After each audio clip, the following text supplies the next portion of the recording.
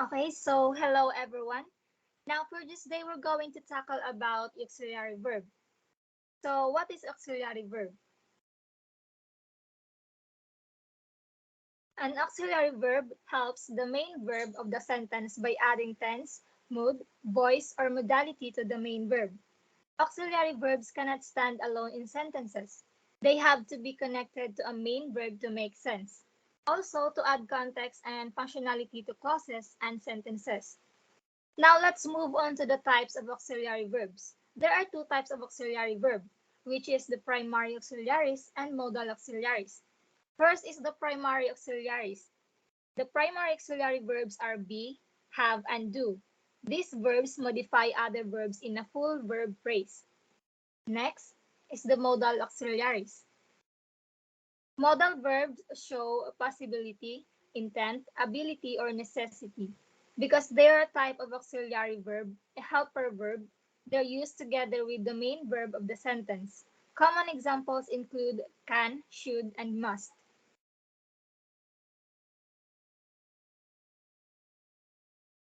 One, one of the part of primary auxiliary verb is the be auxiliary verb. It is used in a continuous or progressive tense.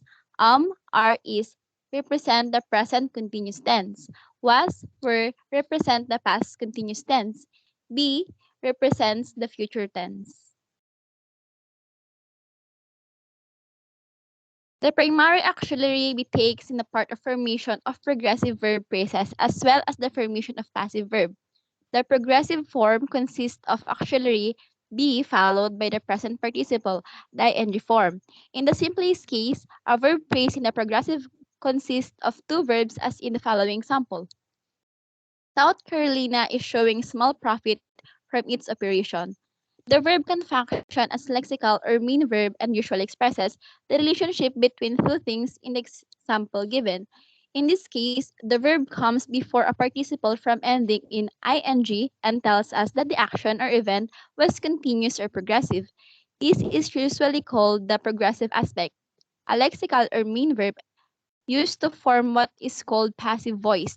The passive is often used when the doer of action is unimportant or unknown and to lay the stress of the action itself, while the object of action in the sentence auxiliary be used alongside the auxiliary sentence to show the perfect aspect and the passive sentence.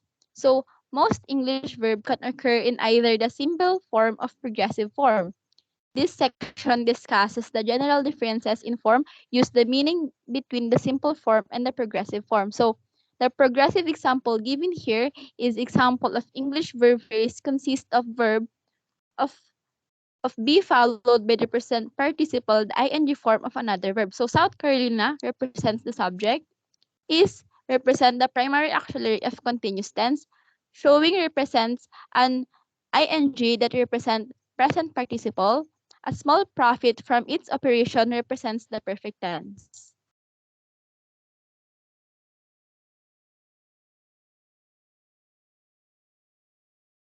The passive form. A second of the primary auxiliary be is found in the formation of a passive verb phrases. The passive consists of auxiliary be followed by the past participle, the second ed form. In the simplest case, a passive verb phrase consists of two verbs in the following sample. Pluto was discovered in 1930. The parents' bedroom were considered the most private room for outsiders.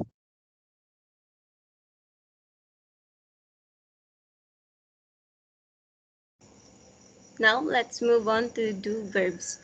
Before I start, I just want to share that verbs will be after the auxiliary to follow its rule or its syntactic environment. Now let's begin with do. Do is used to represent the present tense. Example, I do love those bags. I is the subject pronoun, do is the primary auxiliary, love is verb, those is adjective, bags is noun. Let's proceed to the application of the syntactic environment. I, love, and bags will not be optional in this sentence, for it is the word that complete the sentence expresses emphasis. On the other hand, the adjective those can be omitted since it is optional and the sentence can stand alone without it. And this pattern will same as true with the following examples to next slide. As per the bracket represent the auxiliary in the sentence, parentheses represent the optional word in the sentence, and underlined words represent as important in which the sentence can stand alone without those words. So when did the auxiliary do happen? Primary auxiliary do happen when it is between the subject pronoun and verb that follows specific nouns and or noun phrase in which it results to present tense form of a complete sentence. Then thus. Thus is same as do, but it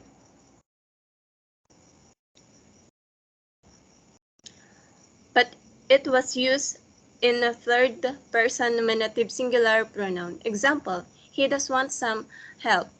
He is the subject pronoun.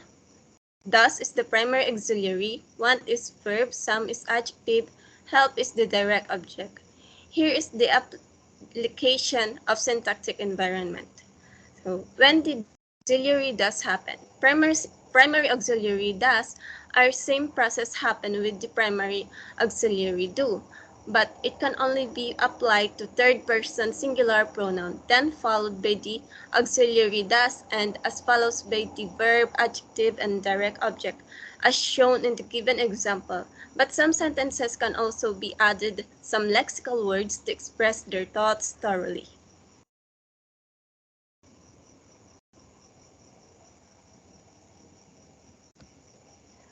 Next is did. It is used as a past tense of the word do. Example, we did eat some pizza. We is subject pronoun, did is primary auxiliary, it is verb, some is the adjective, and pizza is the direct object. So here's the application of syntactic environment.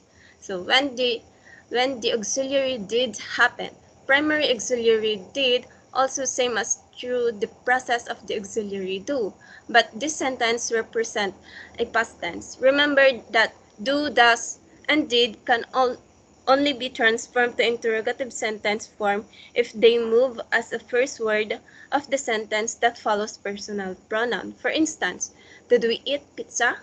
And do, does, and did can also be transformed in negative sentence form by simply putting negative word not after it.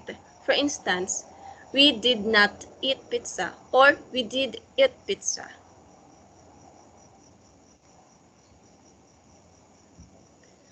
Next is done. Done, it is the past participle of the word do. Example, he is done cutting those tree branches. He is the subject pronoun. Is the helping verb. Done is the primary auxiliary. Cutting is the verb. Those is the demonstrative pronoun. And tree branches is the direct object. So here's the application of syntactic environment. So when did the auxiliary done happen? Primary auxiliary done happen when the singular nominative personal pronoun is accompanied with a helping verb before the auxiliary, then a verb, and as follows.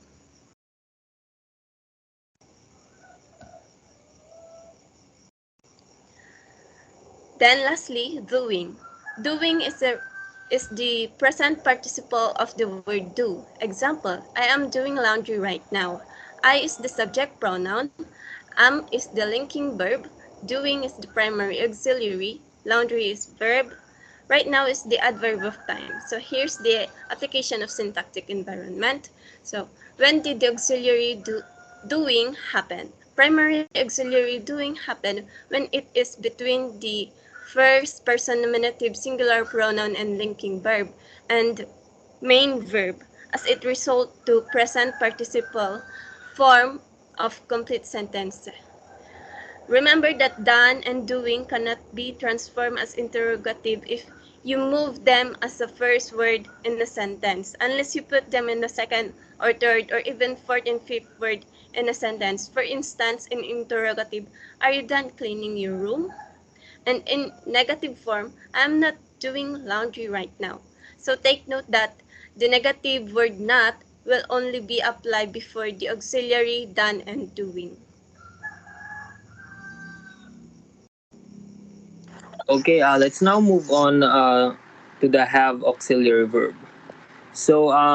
The have auxiliary verb is used to form a perfect tense. There are three types of perfect tense, and it has syntactic environment. So the first one is present perfect tense. It is used to express a past event that has present consequences. So for the positive form, the syntactic environment is subject plus the auxiliary verb have or has plus another auxiliary verb which is the been plus present participle which is the verb plus the ing meaning it is occurring, and the last one is the rest of the sentence which is optional. Like for example, I have been cooking it. To make it a negative form, its syntactic environment, you should add the word not after the auxiliary verb has or have. Like for example, I have not been doing I have not been working on this project for a week. To make it interrogative, you will be just exchanging the have auxiliary verb and the subject. Like for example, have I been working on this project? Moving on with the past present tense. It indicates a past action which is completed before another past action. So the syntactic environment of positive form is subject plus had, which is the auxiliary verb, plus past participle verb, meaning it is already done, and the rest of the sentence, which is optional. Like, for example, she had given the food to the stranger. So to make it negative form, you will be just adding the word not after the auxiliary verb had. For example, she had not asked about the result of the quiz. To make it interrogative form, you will be just exchanging the had auxiliary verb and the subject. For example, had they arrived home? Moving on with the future perfect tense. It is a verb used for action that will be completed before some other point in the future. Its syntactic environment for the positive form is subject plus auxiliary verb will plus auxiliary verb, the main auxiliary verb have plus verb and the rest of the sentence. Like for example, I will have started my live selling. So again, to make it negative form, you will be just adding the word not after the auxiliary verb will. Like for example, I will not have finished my assignment. And to make it interrogative, you will be just exchanging the syntactic order of will and the subject. Like for example, will you have finished?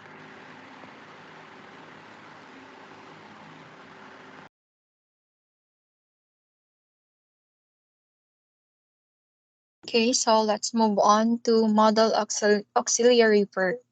Okay, what is a model auxiliary verb?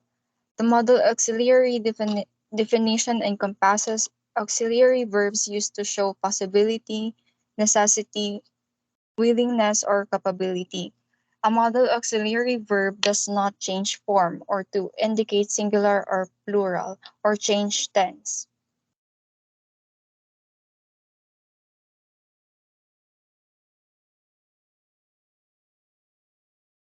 Here are the list of modal verbs which can be used to indicate likelihood. The following modal verbs plus negatives can be used to indicate degrees of likelihood in English. Remember that different models are typically used to indicate varying degrees of likelihood. So technically, have to and have got to are semi-modal verbs, but for ease of reading, they have been included in this table. So, when modal verbs are used to indicate likelihood, they indicate the speaker's personal opinion about the truth or likelihood of what they are saying. Some models such as shall only convey likelihood when they are used with appropriate subject. So in this case, the first person, I shall be there on time, don't worry. With the second person subject, the speaker would be indicating obligation rather than likelihood. You shall be there on time. Don't be late. The same with the examples I shall post it tomorrow and the sun will rise tomorrow, which we know will surely happen.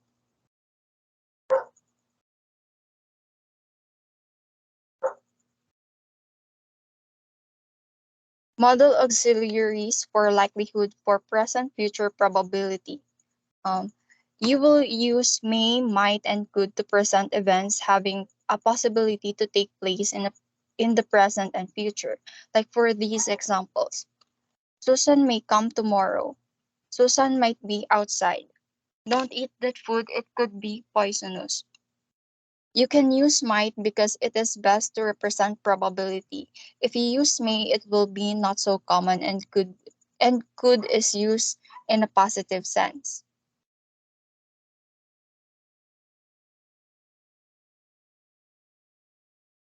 Model auxiliary verb also has past probability.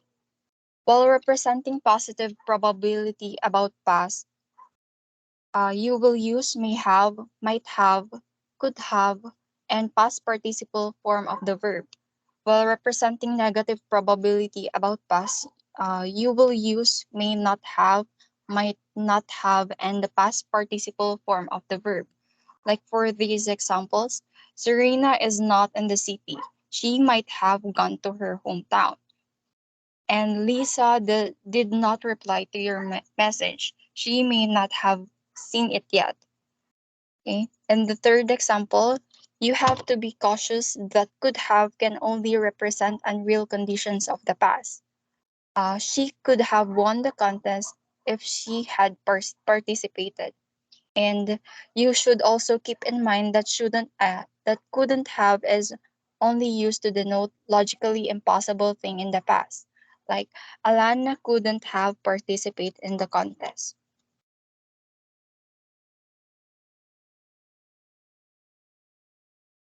Moving on to models of ability. There are five verbs that are example on this model verbs, and that and here are the examples: can, could, be able to, may, and might. So modal verbs are helping auxiliary verbs that express ideas like ability, permission, possibility, and necessity. So many modal verbs have more than one meaning. They are always followed by the simple form of a verb. Like for this example, Alan can swim well. So this shows that Alan has the ability to swim. And in negative form, Alan can't swim well. When a modal auxiliary verb is used for a negative statement, the word not is usually inserted after the modal auxiliary verb and before the main verb. So the word not is sometimes used in contraction form. Could not becomes couldn't, would not becomes wouldn't, and same with cannot becomes can't.